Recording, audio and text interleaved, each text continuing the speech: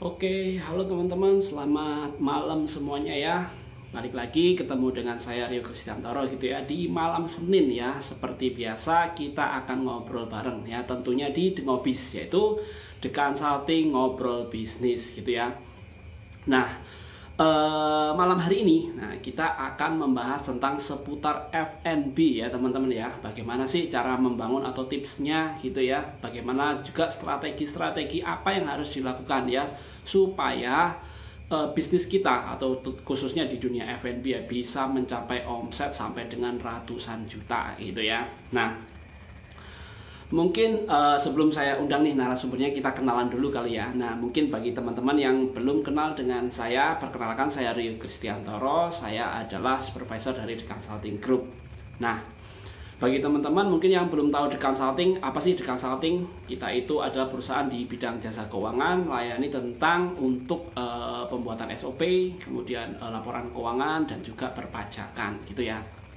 Nah, ngomong-ngomong tema pada malam hari ini kita membahas mengenai bagaimana sih strategi atau tips jitunya gitu ya. Nah, tips jitu atau 3 jurus jitu gitu ya, membangun bisnis F&B dari nol sampai dengan omset ratusan juta. Tentunya kita ataupun saya tidak sendiri, saya ditemani oleh narasumber yang keren sekali. Beliau sudah expertising untuk di bidangnya gitu ya. Tentunya nanti akan memberikan tips bagaimana sih mengelola atau membangun bisnis ya, terutama untuk F&B. Nah, malam hari ini kita akan ditemani oleh Pak Sera Argo Rianda. Nah, beliau ini adalah owner bisnis yang bergerak di bidang F&B. Nah, coba kita akan undang beliau untuk bisa join gitu ya. Oke, saya akan coba lihat apakah beliau. Oke, sepertinya beliau masih belum online ya. Oke, mungkin sebelum beliau hadir, kita mungkin sapa-sapa dulu ya. Halo buat teman-teman, boleh diketik ya perkenalan, nama dan juga dari kota mana gitu ya. Kata orang sih tak kenal maka tak sayang gitu ya. Mungkin boleh teman-teman diperkenalkan dari mana, kemudian mungkin di bisnis atau bergerak di bidang apa dan lain sebagainya gitu ya. Ada yang sudah online. Halo Bapak Ibu sekalian yang sudah online, thank you juga ya atas malam hari ini sudah menyempatkan waktu untuk nonton live kita nih. Nah, live kita ini tentunya malam hari ini untuk di bidang atau di bisnis F&B ya. Dari usaha mulai dari nol sampai dengan omset ratusan juta. Kira-kira apa sih yang harus dilakukan ya? Terutama kalau kita lihat F&B yang kemarin terdampak pandemi yang ya bisa dibilang cukup cukup ini ya, cukup ekstrim lah ya. Dibilang ekstrim sih ya nggak terlalu juga, soalnya beberapa orang juga bisa survive, tapi yang paling kerasa gitu ya. Oke, kita coba lihat apakah beliau sudah online. Mungkin teman-teman bisa berkenalan dulu ya. Halo, Kia sudah online, bisa ketik ya nama dan juga kotanya asalnya dari mana. Di sini sudah ada yang sudah banyak yang bergabung ya. Ada Ibu Eva, ada Ibu Li Jekit. Halo Ibu, selamat malam. Thank you sudah uh, menyempatkan waktunya untuk bergabung di IG Live pada malam hari ini. Oke, kita lihat. Oh, beliau sudah online. Teman-teman, kita undang langsung beliau, Pak Sera. Oke, beliau sudah online.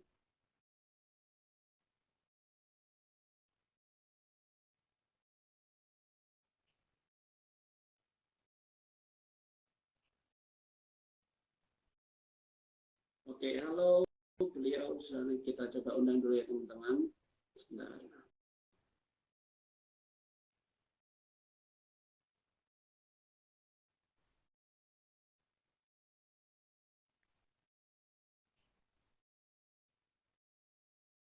Oke, sudah saya kirimkan undangan. Halo Pak Sera, mungkin bisa di-accept ya untuk live barengnya kita malam hari ini. Nah, sambil teman-teman nanti kalau seandainya teman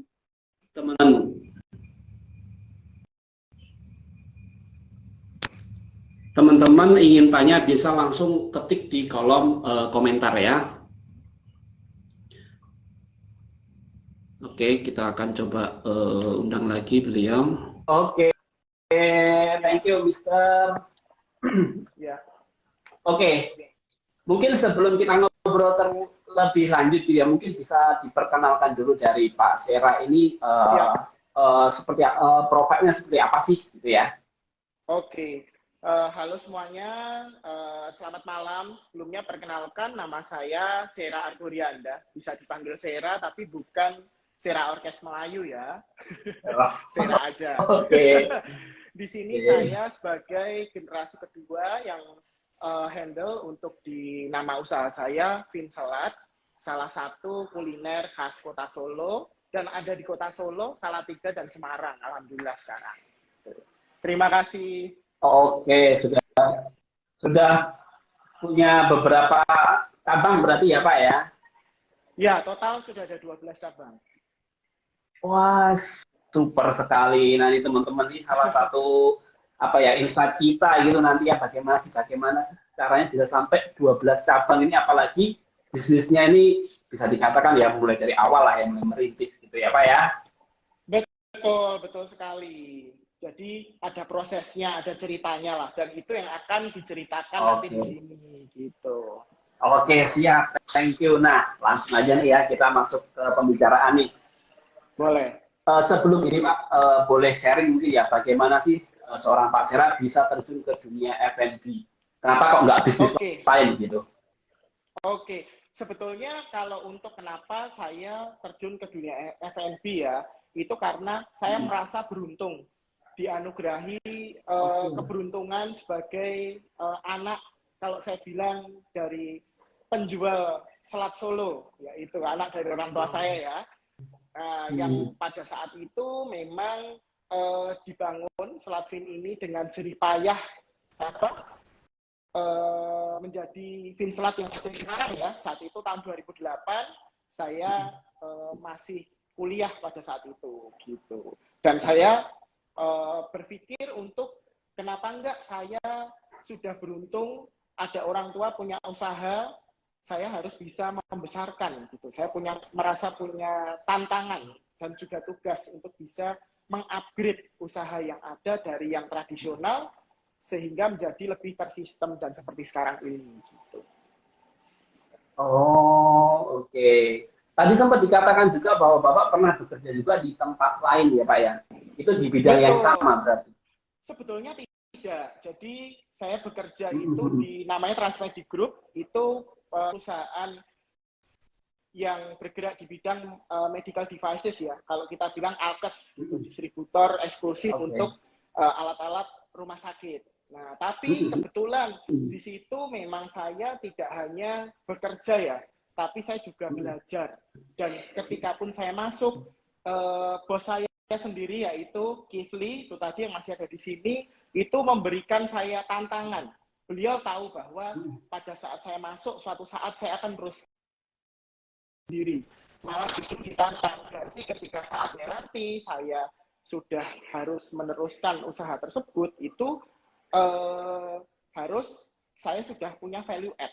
Jadi bukan hanya Sera yang pada saat 2010 saya pertama kali masuk kerja, seperti itu. Oke, wah berarti ya cukup lumayan jauh Pak ya dari Alkes ke F&B.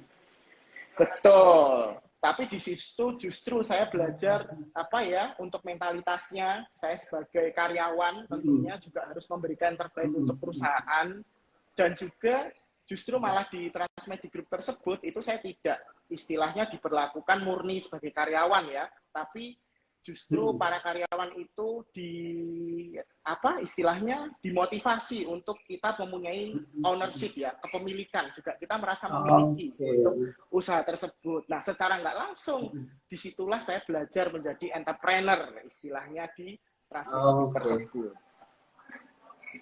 Oke. Ya Pak, mohon maaf nih, sorry sebenarnya saya belum tahu sih sebenarnya Vinselat ini F&B-nya itu berbuat yang seperti apa sih Pak? Kalau untuk F&B-nya sebetulnya produk utamanya itu selat Solo ya. Jadi makanan Solo, selat Solo, dan juga ada menu-menu lain yang masih istilahnya makanan sehari-harinya orang Solo gitu. Tapi dikemas sedemikian rupa menjadi makanan yang lebih modern dengan kemasan pelayanan ya supaya kita itu bisa memperkenalkan ke masyarakat yang lebih luas lagi. Gitu. Oke. Wah, Ya. berarti ya mulai berinovasi berarti apa ya kalau bisa dikatakan dari yang dulunya yang makanan keseharian dikemas sedemikian rupa berarti ya. Betul. Inovasi bukan hanya dari produk, tapi juga pelayanan, tapi juga branding, marketing strategi, dan lain sebagainya. Itu betul-betul istilahnya saya melakukan inovasi pada usaha saya yang tadi saya bilang awalnya tantangannya itu usaha yang tradisional menjadi lebih tersistem gitu. Oke, tantangan terberatnya apa sih Pak? Kalau kita ngomong dari yang dulu tradisional ke modern kan otomatis kalau boleh ngomong itu kayak beda zaman. Tantangan terberatnya waktu itu apa Pak? Tentunya kalau tantangan terberat itu adalah SDM ya, istilahnya manusianya. Dan yang kedua juga bagaimana saya bisa istilahnya membuat orang tua saya itu menerima perubahan yang saya lakukan. Nah itu tantangan terberat dan itu pasti dialami para generasi kedua atau generasi penerus lah istilahnya untuk usaha yang sudah existing. Itu pasti tantangan terberat. Gitu. Oke, SDM dan juga mungkin ya bisa dikatakan perubahan kultur ya Pak ya. Betul. Oke. Nah, kita bahas ini jurus situnya nih. Kan awalnya kan bisa dikatakan Finstlab dulu awalnya ketika Pak Sera ini join, kondisinya seperti apa sih Pak kalau boleh dikasih gambaran gitu? Oke, jadi dulu masih hanya satu lokasi, ramai sekali, tapi ya dengan sistem yang tradisional ya, jadi tidak ada masih cash, semuanya serba cash, dan yang paling ini mencolok adalah dari hulu ke hilir ya dikerjakan oleh owner, gitu. Baik dari produksi, lalu untuk ketika sellingnya juga, gitu, semuanya dari hulu ke hilir, owner lah yang istilahnya mengerjakan ya, gitu. Oke, jatuhnya kayak single factor gitu ya Pak ya? Betul sekali. Oke. Nah sekarang tipsnya nih Pak, kita juga penasaran nih dari tadi ini sebenarnya gimana sih cara membangun yang bisnisnya itu awalnya dulu yang kondisinya tradisional dan sebagainya sampai sekarang sudah memiliki 12 cabang bahkan ya? Iya, betul. Jadi kalau untuk tips saya ya lebih kepada ayo ke para generasi penerus atau kedua dari usaha yang sudah ada itu harus itu tadi intinya kita harus punya value add ya. Jadi ada tidak ada kita itu apa bedanya gitu. Kalau kita hanya meneruskan dengan cara yang sudah ada tidak ada perubahan berarti kan kita tidak punya value add atau nilai tambah pada suatu usaha gitu. Itu sih yang pada intinya yang harus kita tekankan pada generasi-generasi penerus. Value add itu sendiri Pak, kira-kira apa sih yang harus apa ya? Kalau kita melihat seseorang, kalau kita bilang entrepreneur, value add apa sih sebenarnya yang harus ada? Berarti yang harus dia kuasai lah. Oke, kalau untuk yang harus dikuasai tentunya kita harus bisa manajerial ya, karena kan kita tadi hubungannya membuat suatu usaha itu menjadi lebih tersistem. Sedangkan kalau kita tidak menguasai manajerial, otomatis ya tidak tertata, semuanya memang dari hulu ke hilir ya kita yang kerjakan gitu. Itu sih, itu yang dan kita tidak bisa ada inisiatif untuk mendelegasikan beberapa hal yang kita mendelegasikan kepada orang yang ya kita istilahnya kita bentuk lah menjadi wakil dari atau perpanjangan tangan dari kita gitu. Ya lagi-lagi itulah yang saya belajar dari perusahaan yang saya pernah bekerja dulu gitu. Jadi delegating ke tim seperti itu yang memang PR utama ya. Oke. Nah, boleh nggak Pak kasih apa ya gambaran kita gimana sih caranya kita ngasih delegating kepada orang yang tepat? Kalau kita ngomong delegasi kan berarti sebuah tanggung jawab kita serahkan Betul, kepada orang lain. Nah, itu betul. boleh nggak Pak kasih gambarannya gimana caranya seorang Pak Sera itu menilai, oh orang ini cocok dikasih ini misal seperti Iya, sebetulnya kalau untuk saya rasa orang itu, manusia itu adalah makhluk yang paling bisa menyesuaikan diri dibanding makhluk Tuhan yang lain ya. ya. Jadi singkatnya bahwa kalau dibilang ini yang paling cocok atau si B yang paling cocok, orang yang sudah kita rasa paling cocok pun yang kita pandang dia dari 5 poin baik semua, bisa jadi dengan berjalannya waktu kalau kita leadership kita kurang, otomatis ya dia jadi tidak baik juga bisa gitu. Tapi sebaliknya juga orang yang mungkin kita pandang kurang ideal, tapi kita bisa delegasikan dengan baik, kita bisa memberikan contoh, kita bisa motivate dia bisa istilahnya tiba-tiba menjadi orang yang sangat hebat dan bisa menjadi perpanjangan tangan kita yang kita bisa percaya begitu. Itu prinsipnya ya, yang lagi-lagi saya pun dulu belajar di perusahaan yang saya pernah bekerja, nggak ada orang sempurna ya. Bahkan orang sempurna pun, mendekati sempurna pun bisa menjadi tidak sempurna kalau istilahnya salah lingkungan, kita juga salah istilahnya leadership kita dipandang mungkin tidak tepat, itu justru malah seperti dua mata pisau ya, malah justru jadi tidak baik. Iya, jadi tergantung kita bisa nggak mendidik. Karena dimanapun, kalau mungkin saya kembali tanya, misal di sekolah, guru yang hebat itu guru yang apa? Kalau saya bilang ya guru yang bisa mendidik anak-anak yang ranking terbawah, bisa jadi naik kelas, bahkan berprestasi.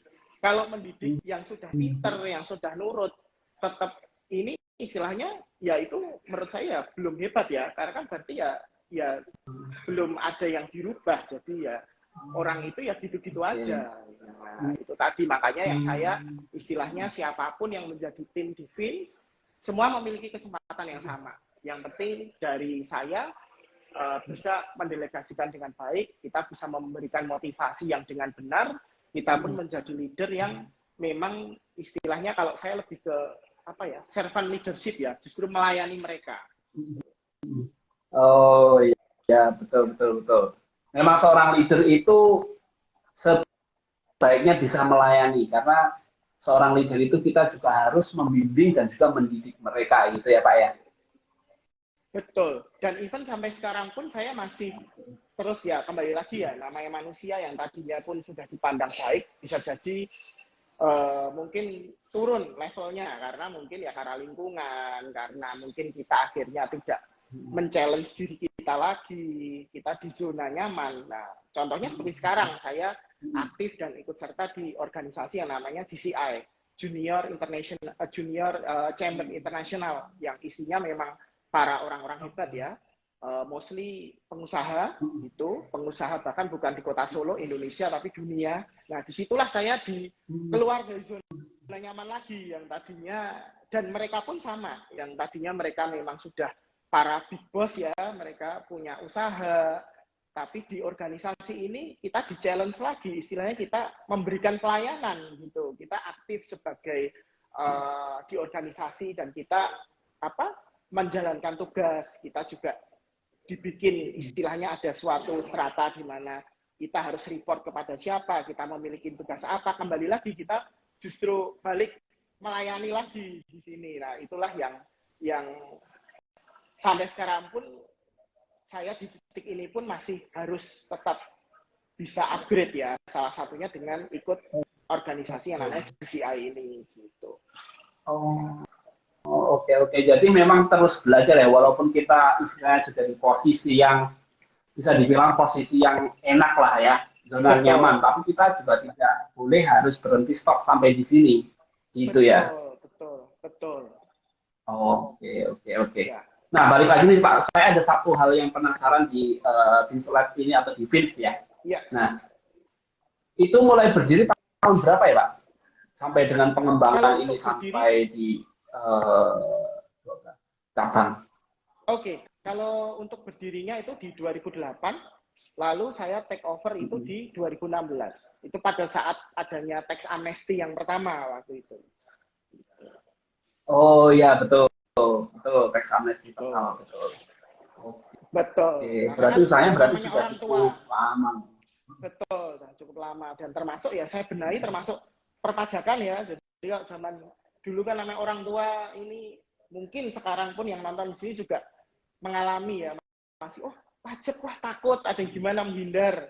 Tidak dilaporkan atau mungkin bahkan tidak dibayar. Nah justru itulah saya saat 2016 itu saya jadikan momen untuk nggak bisa harus rapi, harus ikut aturan main lah gitu sebagai warga negara yang baik. Oke, terus mulai ekspansinya sendiri Pak mungkin bisa diceritakan sedikit ya mulai ekspansi, Betul. Jadi mulai untuk buka ekspansinya cabang, mulai inovasi itu. Oke, kalau untuk ekspansi saya 2016 pertengahan saya mulai full time, lalu 2017 cabang pertama lah buka. Nah itu juga kebetulan di rumah sakit. Kenapa? Karena ya kembali lagi saya backgroundnya dulu kan di Alkes ya, banyak berhubungan dengan rumah sakit dan pada kala itu pun saya melihat wah rumah sakit yang ideal itu yang sudah ada clean area, sudah ada food court. Saya membayangkan kenapa enggak ya nanti suatu saat nanti usaha saya ini, Vince ini bisa buka di salah satu rumah sakit yang ada, paling enggak di kota Solo. Dan terjawablah saat itu 2017 di Rumah Sakit Dr. Un Surakarta, kota Solo. Oke, itu awal mula ya Pak 2017. Oke, nah di satu hal lagi nih, yang kemarin kita ini sempat pandemi Pak. Nah, inovasi apa yang dilakukan dari Vince sendiri Pak? Oke.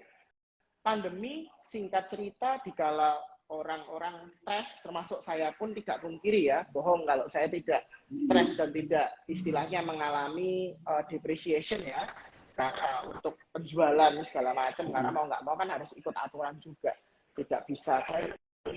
Disitulah saya melihat apa nih yang di saat pandemi ini lagi yang saya bisa kerjakan. Nah, saya melihat, loh ini justru malah kesempatan untuk kita lebih eksis dari mana? Dari satu aplikasi yang namanya TikTok. Nah, saya berpikir bahwa customer saya Selat Solo, makanan tradisional memang rame. Waktu itu cabang saya sudah 9. Ya mostly ya konsumen orang-orang yang sudah mature ya, seusia mungkin kuliah dan mungkin sudah lanjut seperti itu. Karena makanan tradisional gimana ya caranya saat pandemi ini lebih dikenal anak-anak muda, bahkan anak-anak kecil. Nah, melalui TikTok lah itu saya mewadahi lah satu grup yang akhirnya mereka menamakan diri namanya Vince Boy. Hingga mereka akhirnya saya wadahin, saya arahkan, hingga mereka bisa mencapai viewers lebih dari 200 juta, dan akhirnya diundang ke beberapa stasiun TV dan beberapa artis, kolaborasi di YouTube.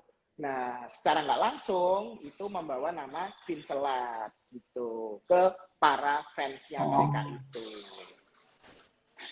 Ya, dan dari situlah terasa akhirnya ketika mulai sudah lebih longgar aturan PPKM boleh dine in, mulailah itu banyak justru yang anak-anak kecil, anak SD pada asik tuh makan selat sambil mereka story.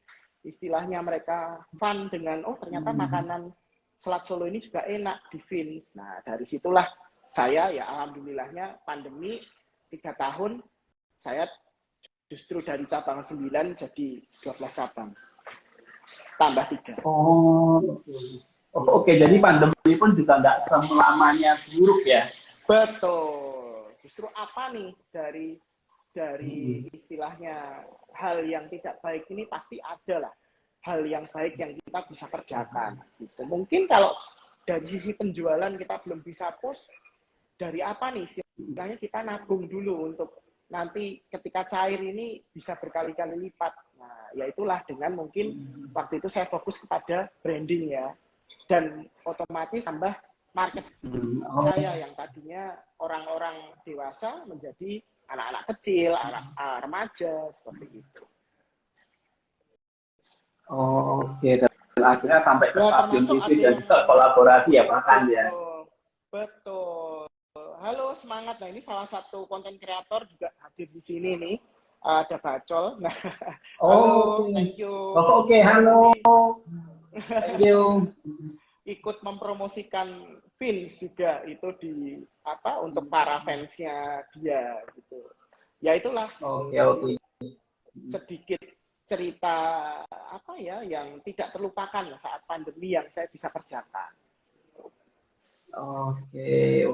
Nah, berkaitan dengan salah satu strategi tadi itu yang pernah disebutkan yaitu dengan cara online. Nah, sekarang kan ini lagi musim nih Pak. Nah, menurut Pak Sera sendiri peluang bisnis F&B untuk di online kan itu seperti apa sih Pak? Justru sekarang itu sudah bergeser ya. Semenjak pandemi, dulunya orang itu mikir kalau makan itu ya kita rame-rame berbondong-bondong ke suatu tempat. Karena adanya pandemi itu justru penjualan itu bertambah karena yang tadinya orang nggak hobi jajan karena males harus bukan istilah orang mageran lah. Nah itu malah justru mereka online gitu loh, ya kan. Mungkin kalau saya kan orangnya senang main kumpul-kumpul ya itu marketnya tetap ada, ditambah sekarang orang yang mageran pun jadi beli gitu. Otomatis kan marketnya udah mulai bertambah dan bergeser ke offline plus online. Dan online-nya pun macam-macam sekali platformnya, tinggal pilih. Dan itu gratis untuk semua bidang usaha yang mau bergabung di platform marketplace tersebut ya. Oke, siap. Oh ya, mungkin sebelum kita lanjut lagi, kita boleh ya bacain pertanyaan dari teman-teman viewer mungkin ya Pak ya. Boleh banget. Siap. Ini ada satu pertanyaan dari Warung Makan Betike. Kita banget nih tantangan generasi kedua ke ortu, terus cara bangun sistemnya bagaimana? Mungkin selain sistem juga cara meyakinkan kali ya. Betul. Jadi sebetulnya, terima kasih ya Warung Makan Betike ya. Semangat Betike. Terus ya betul. Betike. Semangat dan untuk tipsnya itu kita mungkin kadang itu lupa justru orang yang terdekat dengan orang tua kita ya kita gitu loh. Jadi kita sebetulnya secara tidak langsung paling tahu waktu yang tepat. Nah, itu yang kadang ini ya, waktu yang tepat kapan kita mulai masuk topik-topik soal perubahan. Kita mau bikin perubahan ini nih, Bapak, Ibu. Nah, itu kita asal hajar. Kadang-kadang itu mungkin mereka lagi moodnya kurang baik, kita langsung hujani dengan berbagai planning yang kita akan lakukan perubahan itu ya otomatis akan mereka ignore gitu loh. Tapi mungkin kita kan bisa dengan mereka itu sukanya apa ya, kita ajak yuk kemana, suasana hatinya enak lah, disitulah kita mulai masuk. Kalaupun ternyata ditolak nggak apa-apa, kita jangan menyerah karena kembali lagi ya disitulah tantangannya gitu loh. Tantangan kita sebagai generasi penerus itu melakukan perubahan, dan itu ya memang PR kita. Yang penting ya tipsnya ya cobalah saat yang waktu yang tepat, dan waktunya kapan ya kalian yang tahu gitu. Kalian pasti lebih tahu orang tua kalian itu sukanya diajak kemana atau sukanya apa lah. Mungkin itu bisa jadi tips waktu untuk kalian menyampaikan pendapat kalian untuk melakukan suatu perubahan. Itu sih. Oke. Nah, berkaitan dengan sistem ya, Pak, mungkin inovasi yang dilakukan di bisnis sendiri. Nah, ini berkaitan dengan pertanyaan yang tadi, inovasi dari sistem atau mungkin prosesnya segala macam itu gambarannya seperti apa sih, Pak? Otomatis step by step ya. Tidak bisa kita dengan orang tua kita terutama langsung kita punya anggaplah 10 hal yang kita akan lakukan perubahan. Nah, 10-10-nya kita kan kalau orang Jawa bilang pengen langsung usaha yang lain ini udah bisa berhasil gede karena A, B, C, D, E. Wah, kita 5-5-nya langsung kita mau terapkan di satu waktu nggak bisa. Kita paling nggak satu persatu, step by step kita proof. Kita buktikan bahwa satu kita kerjakan, satu kita lakukan perubahan, ketika diberi kesempatan, ya itu berhasil. Nah, itu untuk sebagai pintu penjembatan ke perubahan-perubahan yang lain. Jadi kita harus bisa tarik ulur ya. Oh, oke. Berarti sambil nunggu momen juga lah ya Pak ya. Betul. Karena kalau ditanya juga apa aja nih yang dilakukan, sistemnya bagaimana loh. Even sampai sekarang pun saya pun masih terus ya menggali apalagi yang akan dirubah, dan saya pun berhadapan dengan mami saya yang beliau pun juga masih memonitor ya pastinya. Oke. Ada lagi pertanyaan dari Yuniar Yasin ya. Contoh promosi di TikTok yang Bapak lakukan apa ya Pak? Oke, kalau di TikTok tuh justru malah saya yang belajar ya, justru saya belajar ya saat pandemi itu promosi secara soft selling gitu. Mereka itu kreatif sekali, anak-anak TikTok itu hebat-hebat. Mereka itu dengan caranya mereka itu bisa mempromosikan tanpa orang skip. Ya, kalau iklan yang benar-benar ngiklanin ini makanan yang enak, murah apa, skip pasti langsung. Ini bajunya bagus gini, bahannya nomor 1 apa, pasti jenengan langsung iklan ini, skip. Justru mereka ini istilahnya dengan apa, guyonannya mereka, akhirnya mereka selipin secara soft selling, ada selat yang di belakangnya, itu jadi penasaran, even tanpa menyebutkan lokasi. Tapi justru netizen tuh akan, wah apa itu kok ada logonya Vinvince di belakang tuh apa? Jadi penasaran, jadi buka IG-nya. Dari buka IG jadi buka marketplace yang apa, platform-platform online, jadi pesen, enak ternyata mereka karena ngefans juga sama si TikToker tersebut, di story diupload teman-temannya, followernya dia pun melihat terus menerus seperti itu kan. Nah, itulah yang istilahnya promosi yang saya lakukan, itu promosi soft selling, plus dari para fansnya anak-anak TikTok pun itu saya pun terima kasih sama semuanya, justru mereka secara sukarela mempromosikan lagi juga dari setelah mereka pun beli sendiri. Oke, akhirnya ada penjualan yang bisa dibilang kayak mulut ke mulut ataupun saling rekomendasiin gitu ya. Jadi tercipta secara tersendiri, itu sebuah ekosistem malahan. Sebuah ekosistem, dan semua itu terjadi secara yaitu tadi secara natural ya, bukan yang karena ya, betul. Tuh, itu sih. Oke.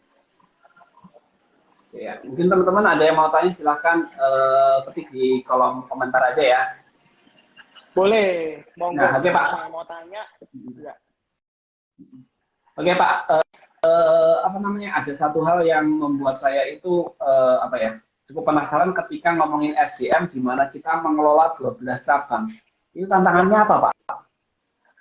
Tantangannya ya otomatis ya kembali lagi ya, kalau istilahnya mesin kasir kita bisa beli. Nah, mungkin jenengan pun juga provide sistemnya. Kita tinggal ya punya uang, kita bisa beli. Bahan kita bisa beli.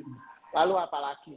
Lokasi kita bisa sewa atau kita bisa beli kalau ada rezeki. Nah, yang nggak bisa ya kembali lagi SDM, manusianya. Nah, disitulah tantangannya. Kita sebagai leader, kita sebagai owner itu bisa duplicating. Kita bisa duplicate dan kita bisa delegasikan. Dan itu pun tidak cukup berhenti sampai di situ. Ketika kita berhasil mendelegasikan, kita akhirnya punya perpanjangan tangan kita. Anggaplah kita punya 5 orang perpanjangan tangan. Nah, mereka pun juga kita didik bukan menjadi orang yang hebat aja, tapi mereka juga bisa menduplikasikan dirinya lagi ke timnya mereka lagi.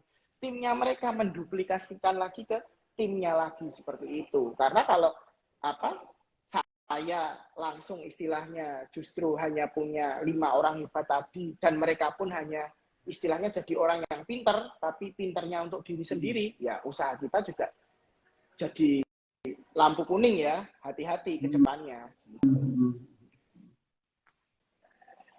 Oke. Itu tadi ada pertanyaan, mungkin kita boleh selipin dulu kali ya Pak ya? Boleh, monggo silahkan. Dari warung makan Bedike. Cara naikin omset penjualan dan stabil gimana caranya ya Pak? Ada tips nggak? tipsnya otomatis jangan bikin konsumen itu bosen. Gitu. Jadi kita harus selalu apa nih? Entah ada menu baru, dan menu itu tidak harus selamanya ada. Contoh seperti di Vince, ada menu tiap Ramadan, itu ada menu Ramadan, ada pola. Lalu nanti ada, ya contoh lah istilahnya kuliner-kuliner yang sudah mendunia seperti fast food yang ada KFC, McD, itu pun mereka pun sampai sekarang kan tiap 2 bulan ada aja yang burger, lagi musim Korea, burger model Korea. Terus nanti apalagi kerja saya seperti itulah. Jangan bikin konsumen itu istilahnya bosan gitu loh. Itu yang pertama. Lalu yang kedua, kita pun juga harus konsisten ya, baik secara harga, baik secara kualitas. Jangan sampai kita itu dianggap sudah laris, udah banyak konsumen, lalu kita ngepro. Nah, itu juga nggak boleh.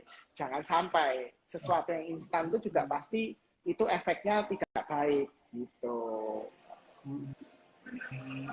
Gitu sih. Jadi kita harus tetap itu tadi kreatif, ya, inovasi, ya, dan juga kita harus konsisten, dua itu sih. Oke, siap. Ada pertanyaan lagi dari Yuniar Yasin. Berarti perlu memakai jasa konten creator bagi pemula bisnis F&B, begitu ya Pak? Apakah perlu menggunakan jasa konten creator? Itu bisa, sebetulnya itu bisa dilakukan. Kalau enggak pun diri sendiri pun juga bisa loh mempromosikan. Ya kembali lagi dengan nempel istilahnya pansos istilahnya. Seperti saya nih sekarang jadi pembicara di sini ya. Itu kan saya juga pansos sama jenengan kan. Nah, saya otomatis secara nggak langsung orang lihat siapa. Oh, ini ownernya Vince. Akhirnya paling nggak dari beberapa yang nonton atau nanti mereka menonton ulang, penasaran akhirnya coba. Nah, itu salah satu contoh ya. Nggak harus kita dengan cara kita berbayar. Kalaupun ada ya kita lakukan itu. Kalaupun enggak ya kita sendiri nih personal branding kita naikkan, kita promosi di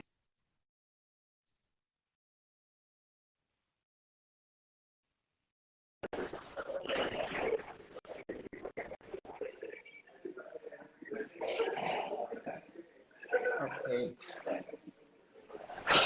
Mungkin ada pertanyaan lagi nih Pak dari berapa modal yang kita butuhkan untuk memulai bisnis F&B dari nol ya Pak? Oh ya, kalau justru saya bisa cerita dari minus. Bukan dari nol lagi. Oke. Jadi buat teman-teman yang ya sambil sharing ya. Boleh.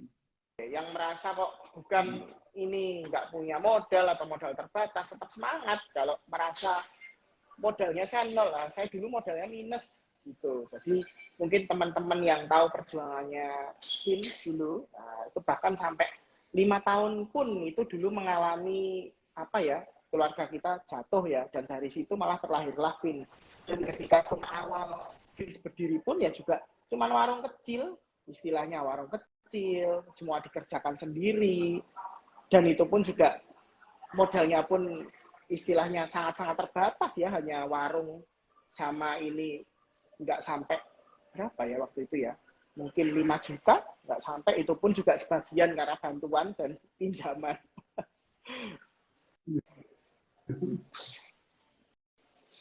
Oke. Ya, berarti ya kalau ngomongin modal nggak bisa ditentuin dengan rupiah ya Pak ya, tergantung usaha kita gimana supaya survive ya. Betul.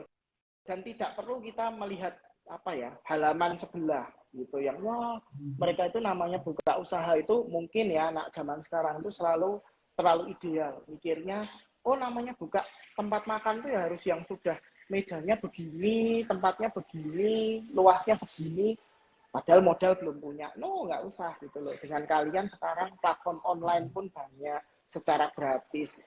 As easy as kalian punya produk, yakin kalian bisa kok jual, nggak harus punya tempat bahkan kalau di zaman sekarang gitu kan. Oke, mungkin itu tadi ya, mungkin untuk tipsnya juga berkaitan dengan modal dan sampai pengelolaan. Kalau dihitung-hitung ini lebih dari 3 jurus itu berarti ini Pak, kalau kita hitung dari awal ya. Banyak sekali insight-nya pada malam hari ini. Iya, terima kasih. Ya moga-moga bisa Oke. inilah sharing yang saya berikan ke teman-teman bisa bermanfaat lah, teman-teman semua tetap semangat dan apa ya, konsisten, jangan pantang menyerah. Oke.